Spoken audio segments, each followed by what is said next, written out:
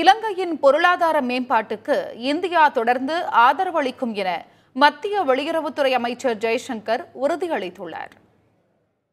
இலங்கைக்கு சுற்றுப்பயணம் மேற்கொண்டுள்ள மத்திய அமைச்சர் ஜெய்சங்கர் அந்நாட்டின் அதிபர் அனுரகுமார திசநாயக, பிரதமர் ஹரிணி அமரசூரிய, வெளியுறவுத்துறை அமைச்சர் விஜிதா ஹெராத் ஆகியோரை சந்தித்து ஆலோசனை நடத்தினார்.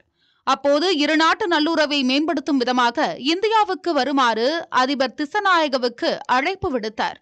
பின்னர் இலங்கை வெளியுறவுத்துறை அமைச்சர் ஹெராத்துடன் ஆலோசனை நடத்திய ஜெய்சங்கர் அண்டை நாட்டுடன் இணைந்து செயல்படுதல், கடல்சார் தொழிலில் ஒருங்கிணைந்து பணியாற்றுவது உள்ளிட்ட அம்சங்கள் குறித்து விவாதித்தார். இலங்கையின் பொருளாதார மேம்பாட்டுக்கு இந்தியா தொடர்ந்து உதவி செய்யும் என்றும் உறுதிபட கூறியுள்ளார். இதைத் தொடர்ந்து இலங்கையின் முன்னாள் அதிபர் ரணில் விக்ரமசிங்கே, எதிர்க்கட்சித் தலைவர் சஜித் பிரேமதாச ஆகியோரையும் மத்திய அமைச்சர் ஜெய்சங்கர் சந்தித்து பேசினார்.